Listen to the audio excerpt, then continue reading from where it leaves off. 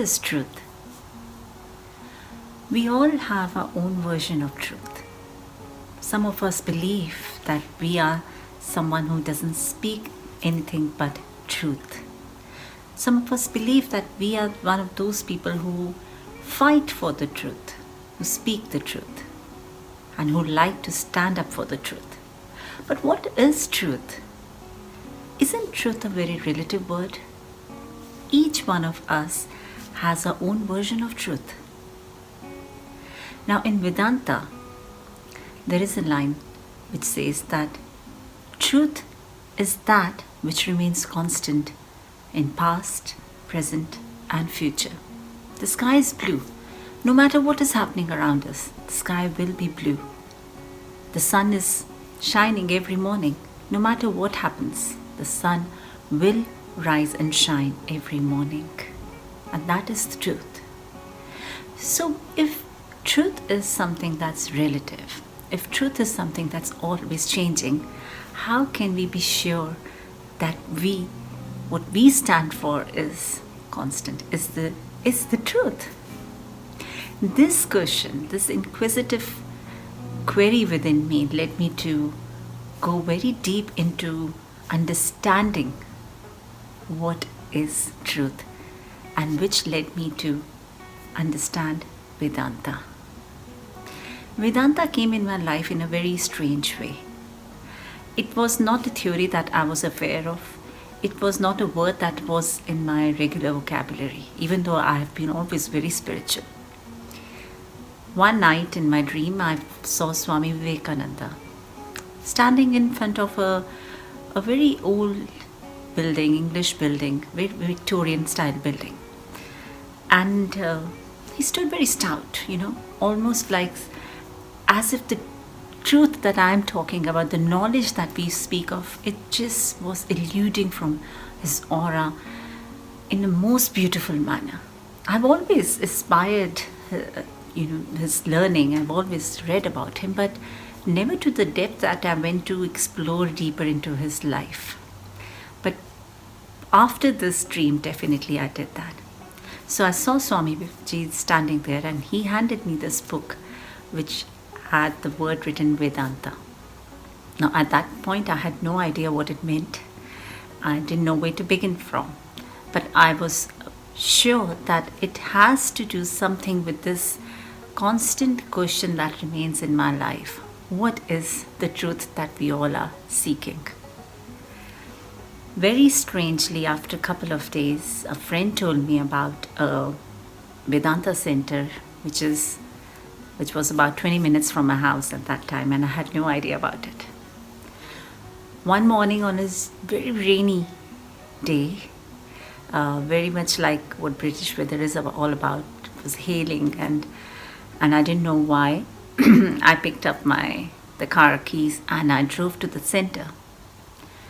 And the moment I drove into that centre, as I parked the car and I got out of the car, I saw the building, and I knew this was the building that I seen in my dreams. Again, very much unaware of how it's all connecting, I went inside thinking who to talk to, who to say these things to. As there's a beautiful meditation room here in the Vedanta Centre, and I sat there for a while wondering if I'm supposed to feel something because this building has come in my dreams. Nothing came. But when I came out, I saw the book, the same book that came in my dream, and it had Vedanta written on it, and I knew that was my journey. From there began my journey in Vedanta, in understanding the philosophy of Vedanta and knowing what Vedanta means to me. And that's why this place remains very close to my heart. Vedanta is not a philosophy. Vedanta is, you can call it science, but for me it is knowledge. It is that knowledge which the seers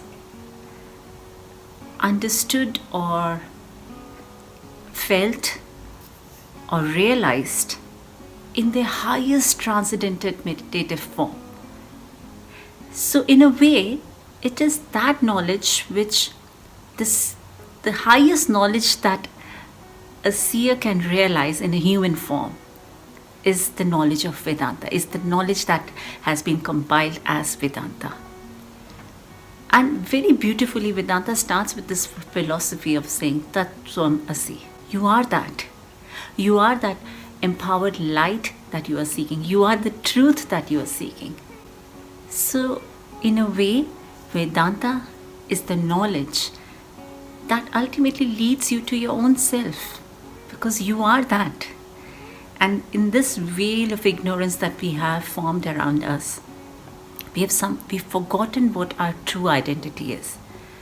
And if I was to say it in a more simpler way, then Vedanta is the knowledge of knowing what is real, what is not real, and understanding where one must put our life force, our energy in, on what it must be invested on, so that one can lead and realize and establish the ultimate truth of our own nature. It is a knowledge of it's a knowledge of self-introspection. It's a knowledge of knowing yourself and understanding why the experiences that you face in your life, is the deeper depth behind them, so that we are not stuck in any pain or any suffering or any joyous moment of and pride. What we remain constant is in the learning. I was very lucky and honored to be able to speak to Swamiji of the Ramakrishna Centre at Bourne End about Vedanta. Hope you listen to this with an understanding that this might just be the beginning of your spiritual journey, or this might just lead you or open doors for you to another level in your spiritual journey. And that is what Vedanta means to me. Just another level of knowledge to uncover our own self. My name is Ekta. I'm the author of the book The Voice of Kali, and I'm a Vedantist, a spiritual seeker. Hello and welcome to Inspiring Conversations. My name is Ekta and I'm the author of the book The Voice of Kali, and also a very ardent spiritual speaker and seeker. So I'm very glad to have Swami Sarvasthananda with me here today. He is the minister in charge at the Ramakrishna Vedanta Centre in Bourne End, which has been active since 1978, he says. I wanted to speak to him about a very beautiful philosophy, which is Vedanta. Vedanta itself has changed and transformed my life ever since it has touched me, and I've had the bliss of knowing what it is. But as they say, the more you know that you don't know. So I don't even know what I know. So I will invite Swami Sarvasthananda here today to speak to us about Vedanta. Thank you so much for accepting this and giving us your time. I deeply, deeply appreciate it. Yeah, thank you for your kind words. So Vedanta, to put it in a very simple way, or in simple words, so that it can be practical for most of the people, is a science. It's a science of human possibilities, if you can term it that way. Because we have biological possibilities, which includes the mental possibilities, the physical possibilities, the skills that we develop, and also the intellectual capacity which we can develop. But there's one more dimension to the human being, which is the spirit. And that is what Vedanta deals with. It deals with the entire human personality. So that's why we can say Vedanta is nothing but a science of human possibilities. So we have to explore all the possibilities that are possible. Physical, it does not leave out anything, but only thing it includes a concept which is known as spirit or pure consciousness, which is the background of all our physical and mental being. Our physical and mental being, it has as a background the pure consciousness or awareness, as it is known. And different religions have approached this problem in different ways, but Vedanta is more scientific than most of them, because it deals with the human being in depth. That's why I'm calling it a science of human possibilities. Yeah. That's a beautiful way of expressing it. Because when you start reading Vedanta, the first thing that you read is that it's comprised of two words, Ved and Anta. It's the end of knowledge. And often I speak to people, and there is a lot of confusion. Are these Vedas? Are these end of Vedas? What does it mean in terms of Vedic way? Okay. Vedas are supposed to be a very ancient collection of scriptures. They are not just academically or maybe intellectually written words. They are experiences of the rishis who studied man in depth. They were not Mm, satisfied with the mere physical reality which they saw around them. They were not even impressed by the mental capacities of a human being. They had developed both these, not that they neglected it, but they developed both these capacities and found that in spite of developing the physical being and the mental capacities, there is some kind of unknown thing, unknown spirit which inspires a person, a human being, to go beyond. And that idea led to the, because several things in life which cannot be explained through mere mm, physical and mental reality, like death, what happens after death. The quest to know whether there is a spirit which survives our physical and mental reality, what happens after we die. So these questions had to be answered, and different religions have given different answers to that. The Vedic seers, they experienced certain things, the pure consciousness, which we say is beyond the body and the mind, the mental being, and that they classified, and that was classified. These wonderful experiences of mankind uh, was classified, and they are known as the Vedas. Now, in these Vedas, there are many things. As you say, we travel from lower truth to higher truth. Each of these conceptions are okay. When they started with the physical reality, they made certain discoveries, and that is, you can say, a lower truth.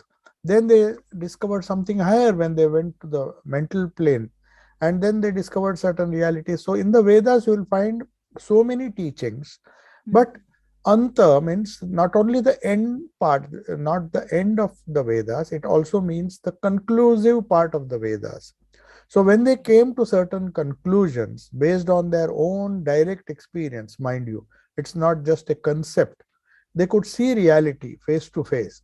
And when they did that, those teachings, which are popularly known as the Upanishads, which is the concluding part or the knowledge part of the Vedas, as differentiated from the ritualistic part of the Vedas. Vedas have rituals, and like any other religion, they also have certain teachings or certain verses which describe how man should lead his life in this world, in the physical reality that we see around us, how to deal with our minds, how to deal with our body, and the different layers of human personality. All this is discussed in the various Upanishads.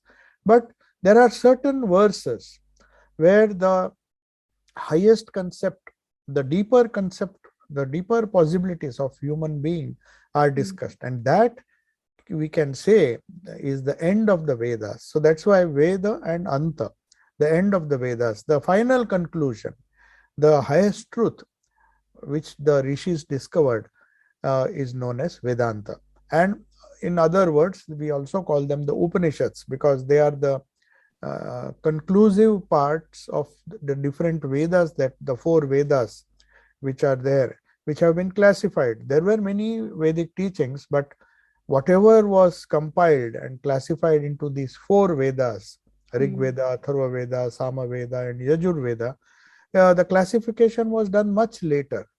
But whatever was classified into these four Vedas, they have certain portions.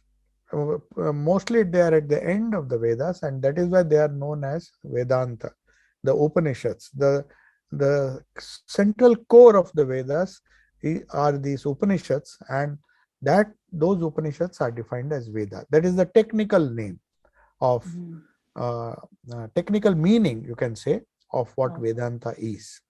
that is so beautifully explained that I think this is the first time I may have actually heard the most clearest definition of Vedanta, because there is a lot of confusion that is this the end of Vedanta? Is it a compilation? So it is basically the highest transcendent truth that these seers Yeah, saw in their most meditative state.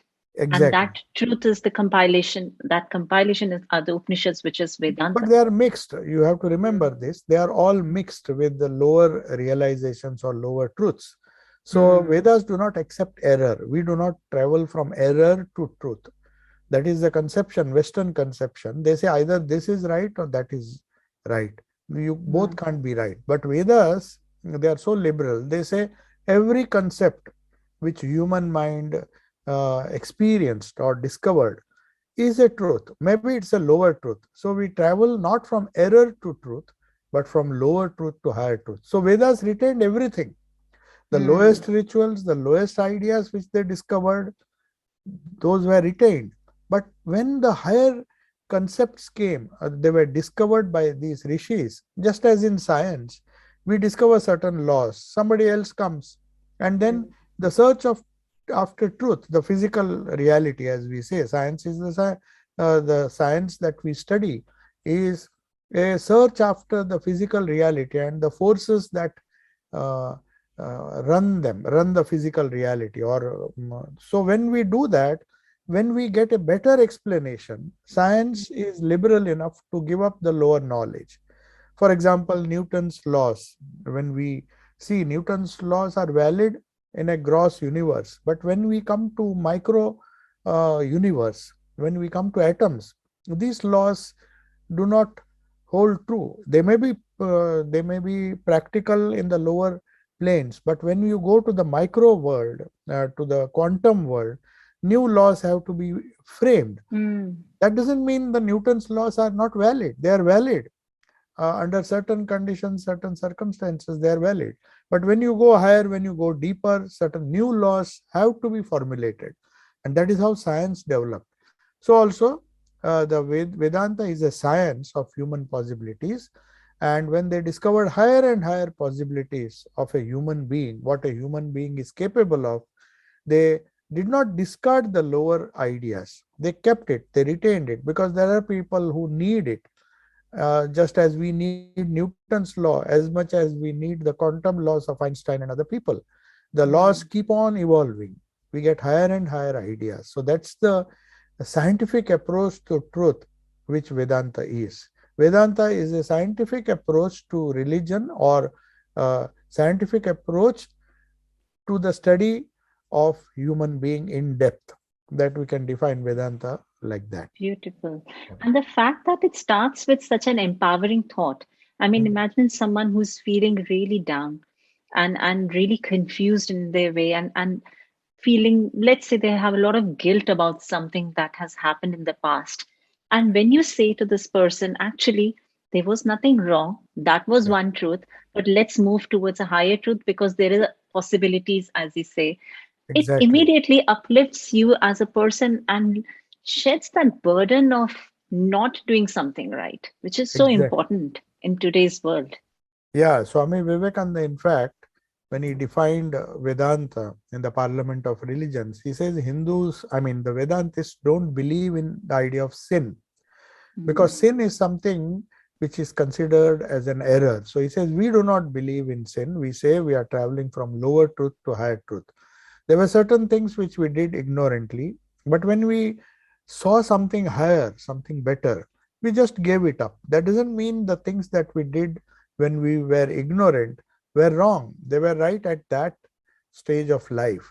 So it's a continuous evolution of thought which Vedanta strove for. They always wanted to um, define a human being and explore the possibilities, right from the physical to the mental to something which transcended even the mind. So that is how Vedanta accepts, is all inclusive. It includes everybody from the lowest savage or the lowest animal or even the plants or even inanimate objects. Vedanta Mm. says Yeah. evolution takes place, the spiritual evolution is the final evolution, when you realize that due to ignorance, you are considering yourself as a sinner, as a weak person, as a wrong person, or as a person who has done that. Guilt was because you identified with that lower personality of yours. But Vedanta says that lower personality is true, but you can transcend it. So it's always a forward journey, a better journey towards higher and higher concept of a human being, exploring the highest possibilities which are possible. And then when we do that, when we are progressing, we don't consider the mistakes that we make, the errors that we make because of improper understanding of this concept as something sinful. They were errors, no doubt, and these errors teach us so many lessons of life. So that's a positive approach to life, and that relieves the human being of this guilt, that guilt conscious that I have done something wrong. So every person, when he begins, he is likely to make mistakes. So mistakes in the sense, through ignorance, he considers that to be the reality.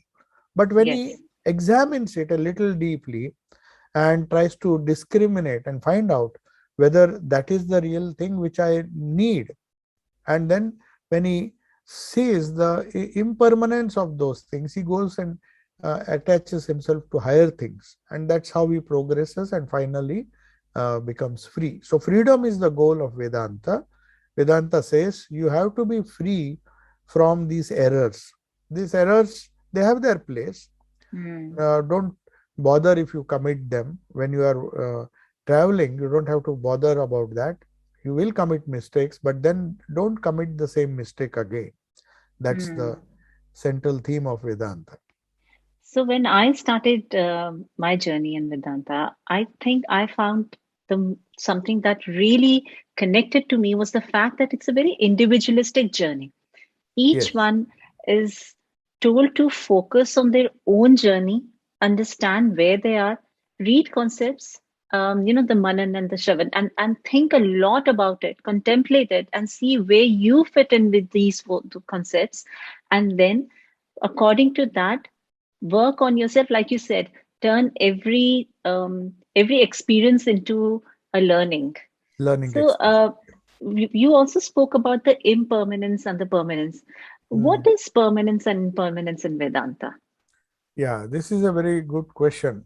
See, the thing is, it's not a question of impermanent and permanent. They say the discrimination that a human being has to develop is how long or how, whether the thing that you are striving for, the goal in front of you, is it a temporary goal?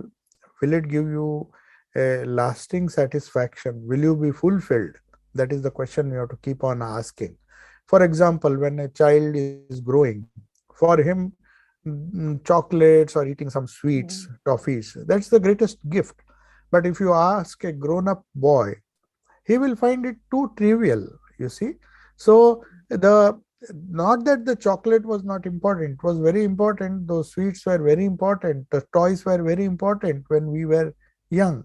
But when we grow, we give it up. So also in Vedanta, when you examine the nature of certain things, how much joy it gives, does it give me everlasting joy? What is the value? What is once I acquire certain things which I think are indispensable for me, once I acquire it, how do they help me? Do they give me security? Do they give me lasting security? Do they remove all my problems? All these things have to be, all these questions have to be asked in determining what is temporary and what is permanent. You see, that's how the discriminative process evolved. It is known as Viveka. There's a beautiful word, Vivekananda word. I love that word, Viveka. Viveka means you discriminate between the temporary and the permanent. So you go on. It's a journey where you think certain things will give you lasting happiness. You think wealth will do everything, but when you fall sick, you find that all the wealth that you have gathered or collected is not going to help you. You need something other than that. You need good health. Then you think health is everything. But after a certain age, you find that no matter how much yoga you do, how much your body is fit, a day will come when you have to part with your body. So that doesn't mean that we should not, we have to negotiate all the things that we encounter, the physical reality, the mental reality. We have to go on evolving, but give it a relative importance. We can't give it total importance. There are higher things which we cannot afford to neglect, because if we don't prepare ourselves, then as Buddha saw, Buddha, who was one of the greatest exponents of Vedanta, as Swamiji mentioned, he was born in India. Only thing, a religion was formed in his name, but all the concepts are the same. So he found that certain things disturbed his mind. He was very happy. So certain things disturbed his mind. One was, uh, he was his father was very keen that he never sees suffering in his life, because some astrologer had predicted that Buddha will become a great monk if he sees the sorrow. So he decided uh, his father decided that he will never come across any sorrow. He was given the best things in life, even married, had a child, everything was fine till he left the palace. One day he asked his charioteer to take him outside the palace, because he was protected and he was shown only the positive side of life. But truth cannot be hidden for long. So when he went out, he saw, the first thing he saw was a sick man. Then he saw an old man, and then he saw a man was being carried.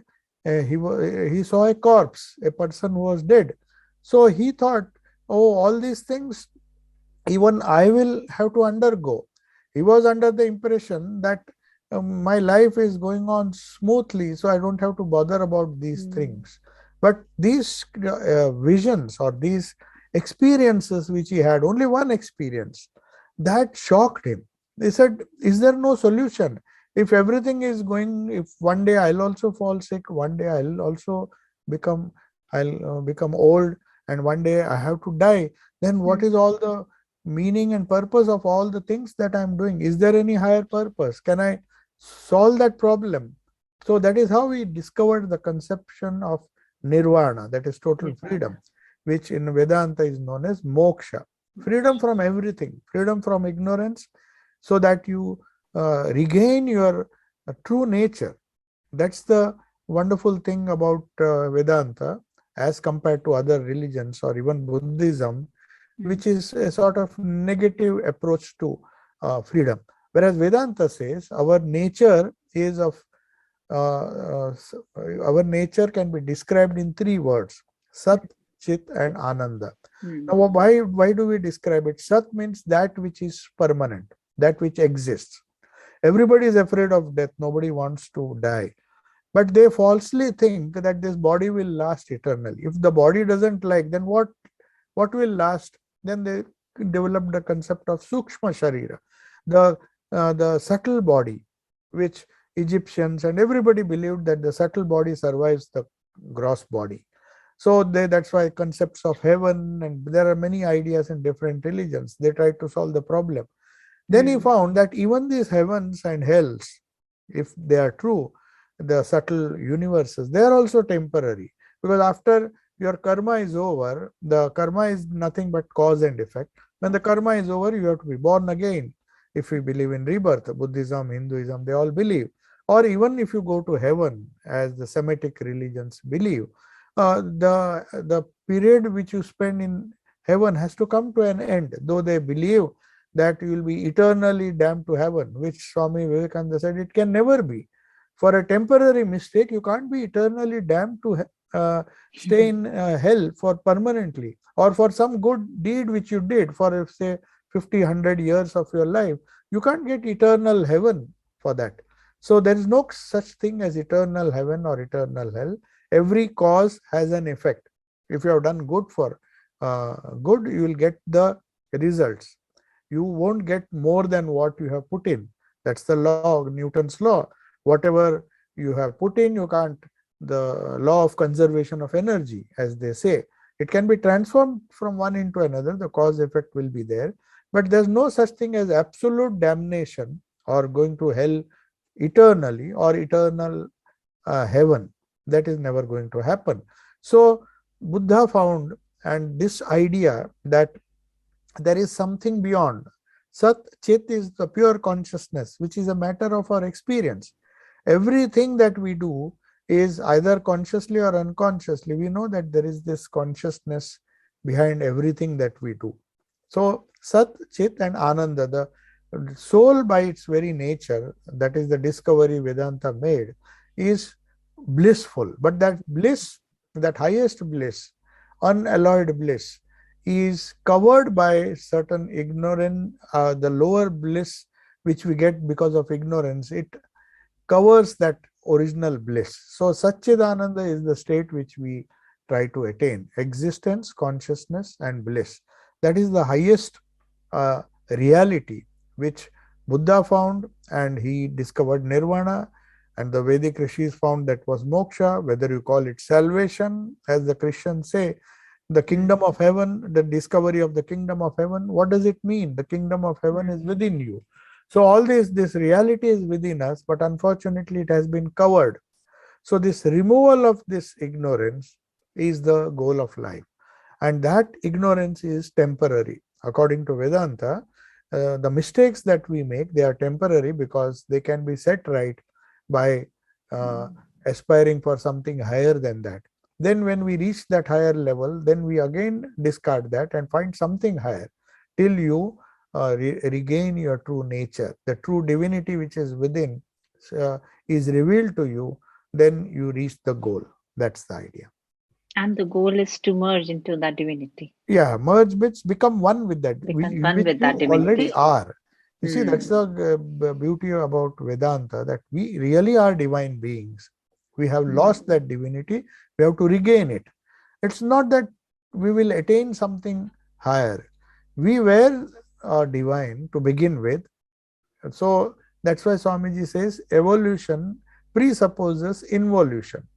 If a man has evolved from an amoeba, then that man was involved in that amoeba. He didn't suddenly appear. So even in that amoeba, there was that hidden man or the hidden human being. And over a period of time, slowly removing the ignorance, he realized that he was far superior than that small bacteria or the amoeba, which Darwin says evolved into higher and higher being. But Swami Vivekananda says this Darwin's theory is true for the physical universe and the physical beings. But when we go, there is a thing known as spiritual evolution. Then you find this physical reality also a temporary thing. After reaching the height of evolution, becoming an ideal human being, then your quest begins. A higher spiritual evolution opens its gates and you realize the true nature of yourself, which is Satchidananda. The Satchidananda is just a word, but it is pure existence, pure consciousness, and pure bliss, which cannot be limited. So that till you reach that, a man will struggle with his lower concepts and with the ignorance that he has at that stage of life. But it is not bad.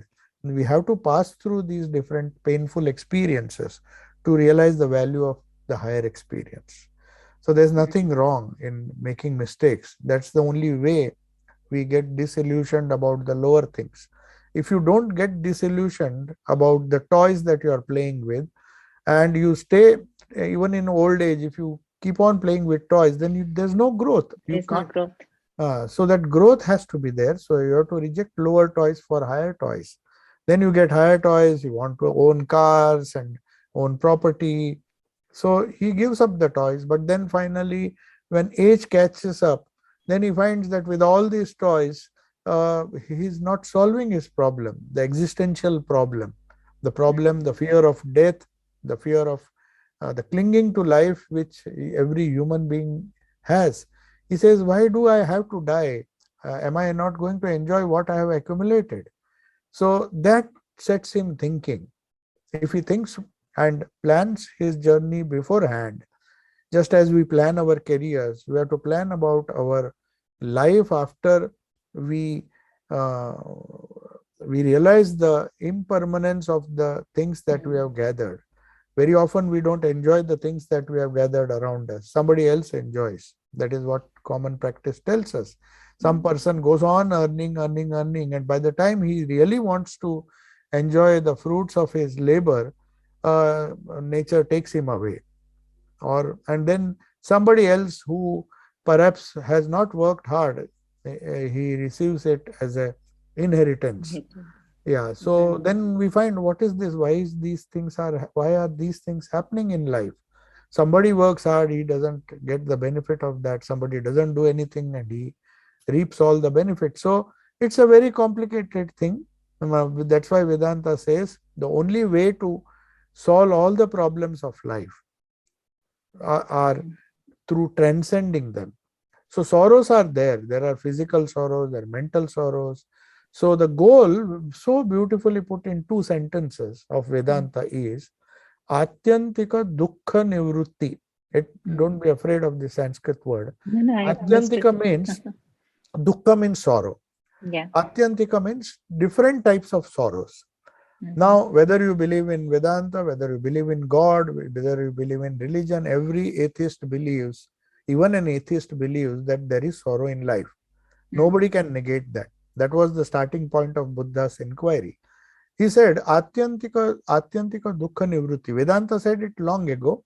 Buddha, of course, redefined it. They say that there are different kinds of sorrow, and human being is trying to get rid of that sorrow. Physical sorrow he gets rid by earning money, making life comfortable. Then there is mental sorrow. All the conflicts that are there, he tries to solve it by thinking properly, by having a proper attitude, and resorting to some kind of counseling, the modern psychotherapy, and so many other things. Or at least some people turn to spirituality for solving their mental problems. But that mental sorrow is also a reality. Just as physical sorrow, illnesses and many other things, poverty, lack of food and all those things, that is also a type of sorrow. So that is why Atyantika means all types of sorrows. Dukkha, nivrutti, to remove all types of sorrow. And the second part of Vedanta is, first remove the sorrow and Parama Sukha Prapti. Parama means ultimate happiness. We get happiness, small joys of life we enjoy. That is on the way to that ultimate happiness. We pass through all this and we enjoy the smaller joys of life. But then we have to give it up and try to aspire for higher and higher pleasures or joys. And Parama Sukha Prapti. That is why they don't say Sukha Prapti. Sukha can be limited, temporary. I eat a sweet, I go on eating sweets, then that pleasure turns to pain because my stomach doesn't support it. There's a limit to the joys which we enjoy in the world. So that is how Parama Sukha, the concept of higher and higher happinesses, is developed. And finally, when Parama Sukha, when he gets the highest happiness, he reaches his goal. So that's the idea. Removal of sorrow of all types, of different grades, varieties, and attainment of the highest joy, or the highest bliss, as it is known. Beautiful. So in a way, if you look at it deeply, sorrow or suffering are our biggest life lessons, are the catalyst of change in our life. Definitely. And it's a word that we give energy to. I mean, some people can give energy of pain to suffering, and throughout their life live in that victim mode, that I am the victim, I have been wronged. And some people can give that energy of lessons or experience to suffering, and go deeper into it and make this as a catalyst towards understanding why am I suffering? What is it that I'm suffering? Am I really suffering? Exactly. Asking those right questions, asking the right questions. Yeah. Now, as you said, that it's a journey from understanding that suffering, different kinds of suffering, and then finding the bliss. And it involves a lot of contemplation. With contemplation, Exactly. and it also, I think, Vedanta is also advocating a lot of experiences, direct experiences. It's based on your own experience. So w- what is, I mean, I know people who talk of Vedanta and who I have conversations about Vedanta, and they say that if I don't experience something, I'm going to stop.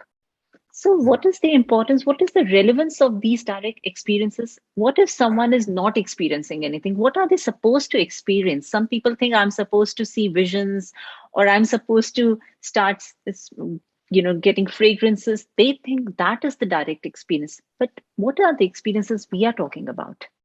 They are lower experiences. We cannot deny those, because when you go from gross to subtle, every Mm, experience is a learning experience, you can say.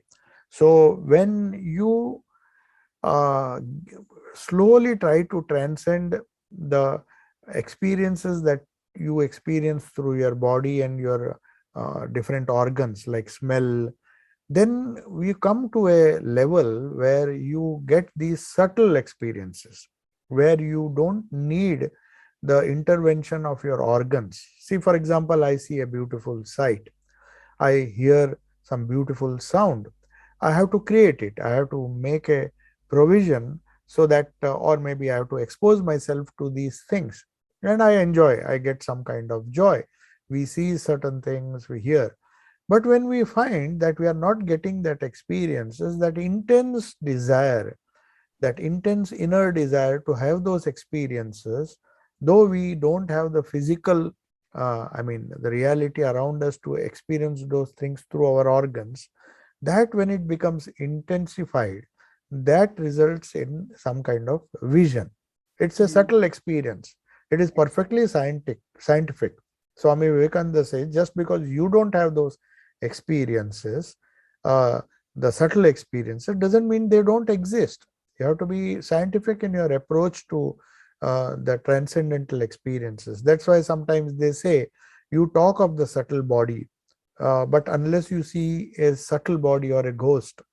So, jokingly, some people were saying that at least it is better to have uh, a, a person who sees a ghost. Even he is better than a person who doesn't, because though that is not the right attitude, but because he has understood that there is something subtle. So he cannot ah, doubt the reality of something subtle behind the gross. So we think the body is everything. What we see, what we hear, what we taste, that is those experiences are the only experiences. That is what some of the Indian philosophers also believe. The Charvaka said, we don't bother, we just eat, drink, and be merry. Just enjoy your life, even if it means borrowing money and not repaying. You just don't bother. You don't have to repay, because once you die, who's going to mm, bother? So they did not accept the concept of subtle body and the rebirth and other things. Rebirth can happen only if there is a subtle body which has to work out its karma, the cause and effect. It has to somehow, you can't just go on enjoying everything and then not expect to suffer. So you are enjoying at the cost of somebody. So these visions, they are nothing but the desires which we have. We want to see certain things. We meditate on, say, some deity, some our own deity like Christ or Kali or some other god whom we want to see, but physically we can't see. We can't see, obviously we can't see Christ. We can see his pictures, but we can't see the people who have passed away. Maybe our own relatives, those who believe in ancestor worship, they mm, also want that, deeply attached to their ancestors, their forefathers. They want to see.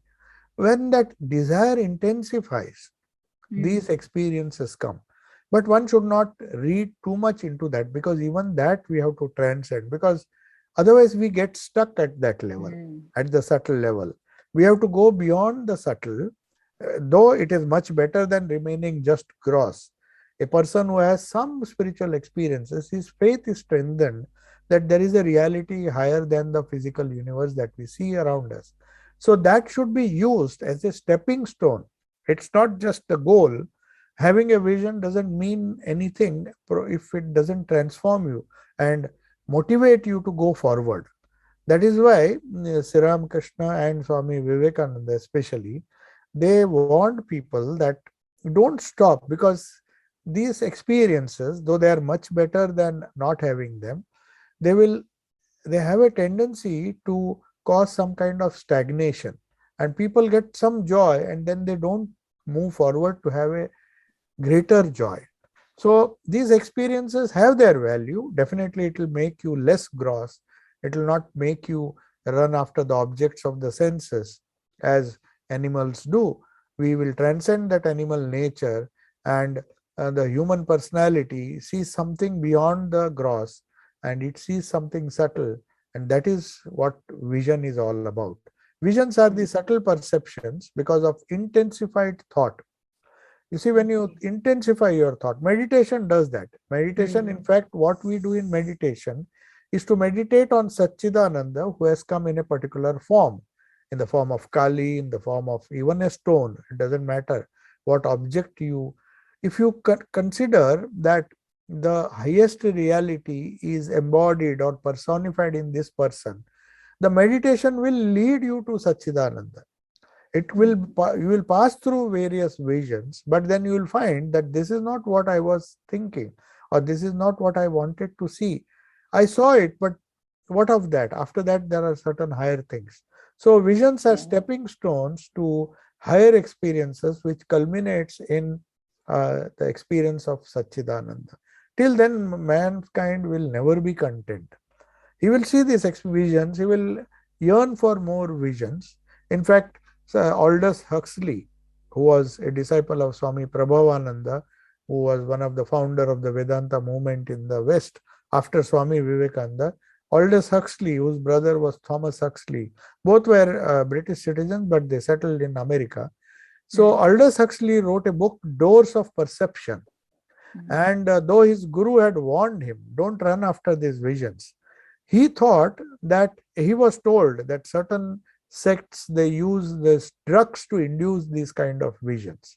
Because drugs can do it, but it's a temporary and it's not a good, safe method.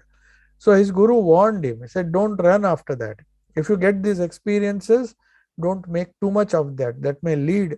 And later on, he suffered a lot because the drug-induced visions or the experiences that he got, which of course gave him some kind of pleasure, they made him go after more and more drugs. And then you become dependent on that. The body becomes dependent. Your nervous system gets caught in that trap. So one has to be very careful when we yearn to have these visions. If we get it in a normal scientific way, and Patanjali himself in his Yoga Sutras says, when we make progress, these are different milestones. They are very good milestones, but provided you don't stop at that milestone, otherwise you'll never reach the goal. So visions are necessary, or maybe may not be necessary for all if the faith is there. If one wants only the highest vision, he doesn't care.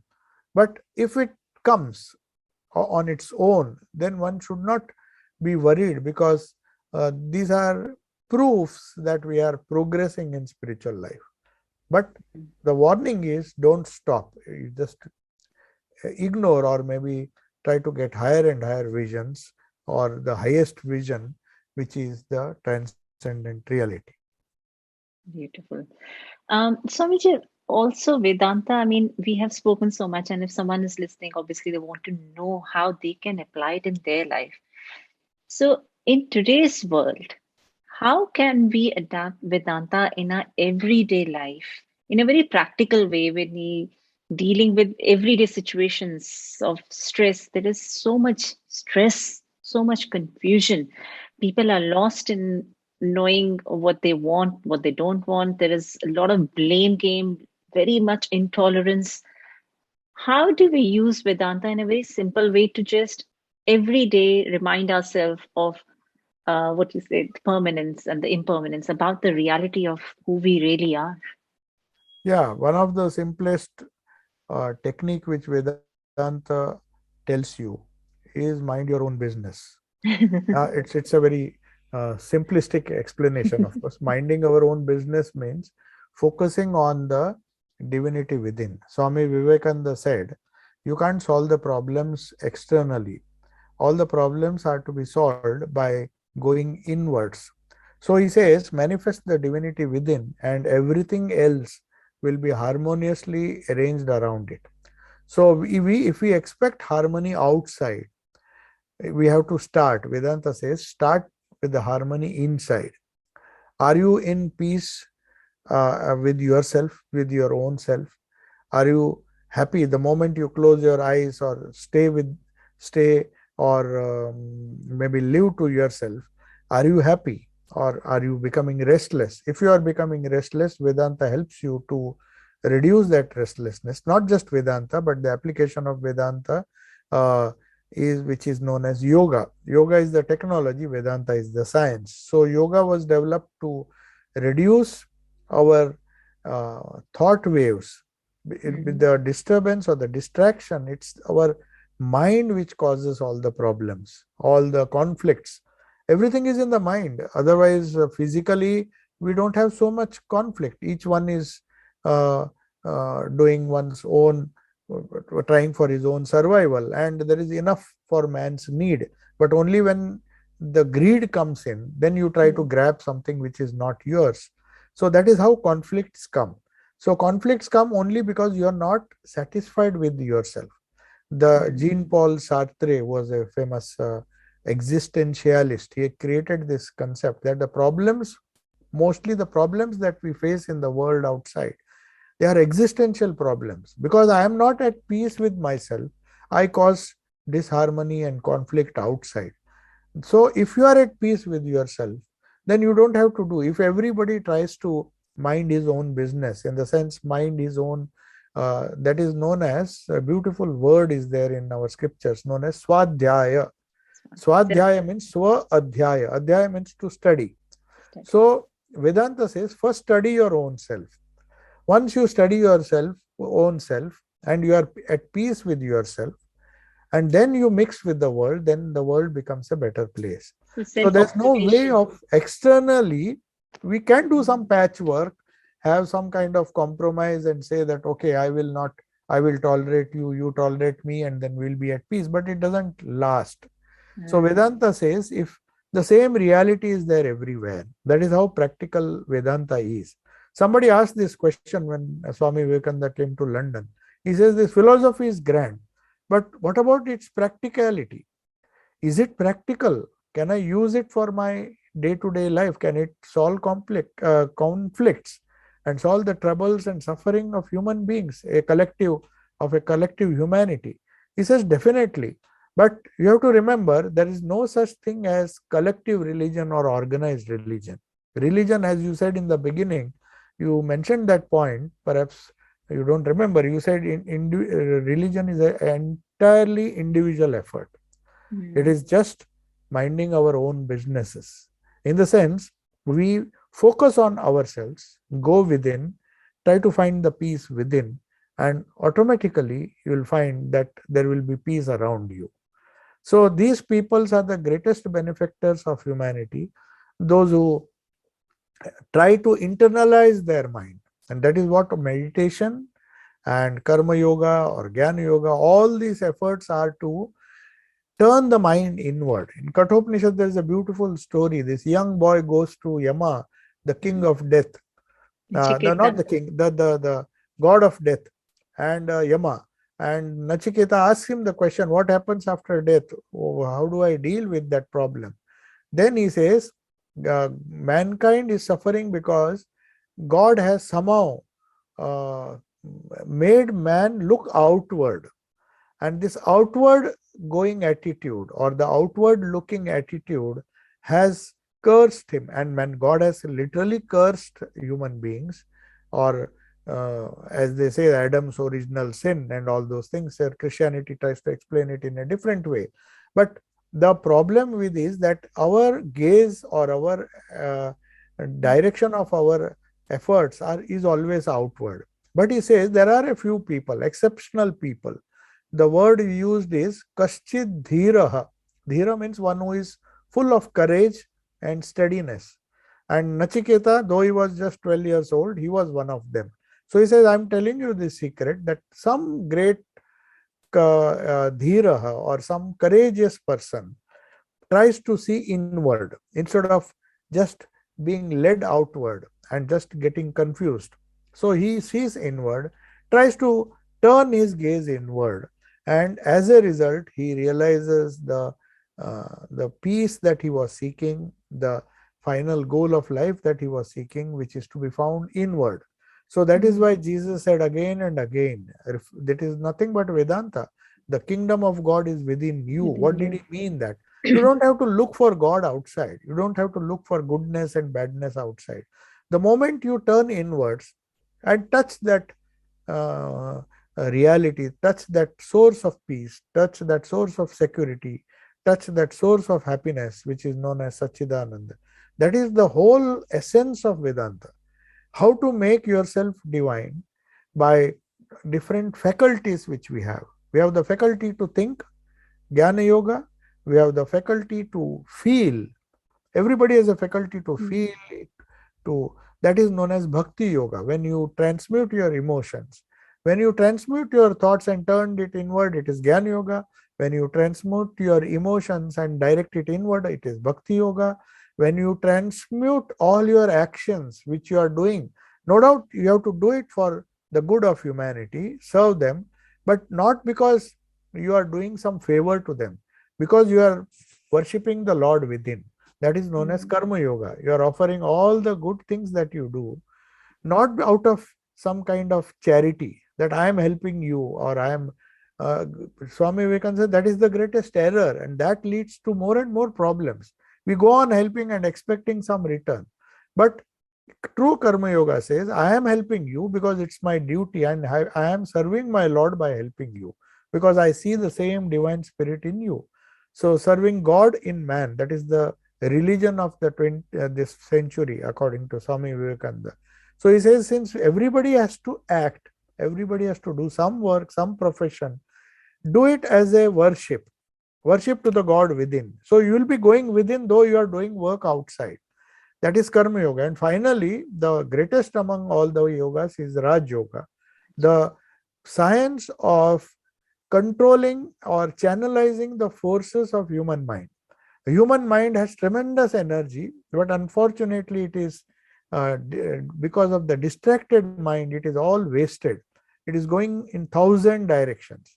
So, Patanjali and the school of yoga found that the moment you stop, just as you, when a river is flowing, when it is going this side and that side, it cannot be, it cannot generate any force. If you put a dam across and prevent the waves from the river from flowing, then you can accumulate a lot of water, which is potentially capable of generating electricity. So we have to save our energy by meditation, and that is Raj Yoga. So use the intellect to turn inward, Jnana Yoga, use the emotions to turn inward, Bhakti Yoga. So the four yogas enable us to discover the divine within. That is what Swami Vivekananda said is the goal of Vedanta. And the sooner you understand that, sooner we start doing it, the better it is not only for ourselves but for the people around us. Yes. So there's no shortcut, and religion is always individual. Everybody, the guru can guide you, the scriptures can guide you, but one has to do it yourself. People can cook for you, but the eating you have to do, isn't it? Otherwise, your hunger will not be satisfied. You can't say you eat on my behalf and I'll be satisfied. So religion, as you said in the beginning, you mentioned this point. It's an individual journey. One has to follow it on one's own. And we can't have a congregational religion will help, but to a certain extent. Then you have to turn inward, because congregational religion often encourages you to go outward. And the secret of Vedanta, which is there in the Kathopanishad, is to go inward. Okay? I mean, I totally, completely agree with you, and so beautifully put again. I believe that the moment I started reading Vedanta and understanding it, reading Swami Vivekananda's book, so beautiful books he has written, I found that I was subconsciously or subconsciously, I was just trying to get into that mode of self-observation. Exactly. Everything that happened around me, they were the same situations. Nothing had changed. Nothing had become better externally. or worse externally. But my understanding of the situation completely changed the moment I went into self observation. And that is what you're saying, that you go into self observation. So, for anyone who's feeling that chaos at the minute, and the tendency to, when you look outside, is to blame others, to Exactly. put the the responsibility on others to make you happy, the responsibility on others to help you with certain things. But the moment that goes internal, you start to understand, well, what is my responsibility?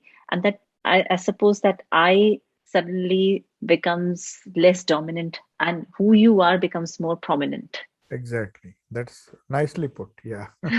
No, that's my own journey. So I'm just saying, but and I also, as you said, that thought came to me. So Vedanta, if we can also say, is all your senses are being used in its their highest potential, the Yes. action in its highest Yeah. potential, Highest the potential. emotions, which Exactly. you, And which, it should be, instead of focusing outward, the senses have to be focused inward. The mm, inward journey, you see, we have been trained to look outside. And the more we look outside, it is good. It's good. That is how we made progress in external sciences, in the arts. There is beauty in nature, there are wonderful things outside. But there should be a balance. Vedanta says the external and the internal both have to be simultaneously developed. So, from childhood, the child has to be taught that it is as important to see things within yourself, to mm, see how these your thoughts come, how you behave, how your attitude changes. The self analysis, or maybe you can say a kind of self introspection, that is an art which has to be taught simultaneously with the development in the external observations. They have to learn science, observe minutely, excel in that.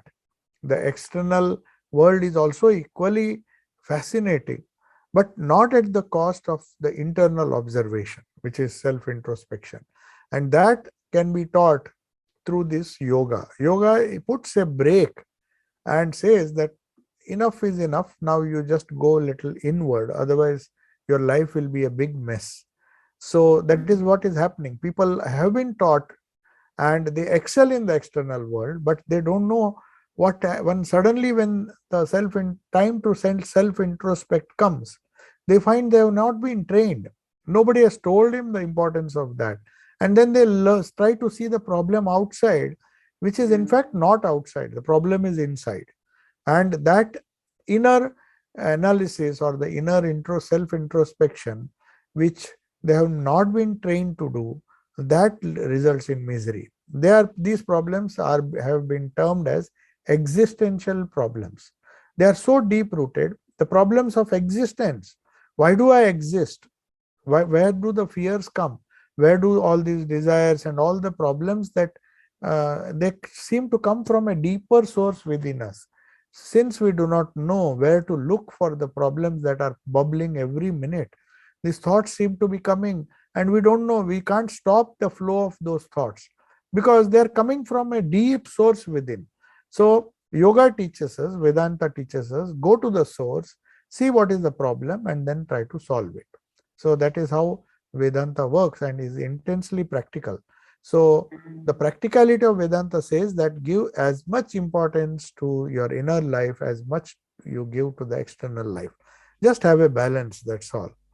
Of course, those who can afford to do, those who want to realize the truth in this life itself, they will focus more on the internal life. But then that is not practical. That's why Swamiji says it has to be gradual. You can't just put a brake and turn the vehicle, reverse the vehicle. You have to slowly put the brakes, then change the gear, and then go back. Mm. So it's not a very easy journey. Vedanta requires a lot of patience, lot of cajoling of the human mind, and tell him, don't just be restless, don't be restless like a monkey, and just calm down a little bit so that you can see the things that are within. We have lost that capacity to even sit quietly and introspect. I'm not saying you have to sit throughout the day. There are a lot of things to be done.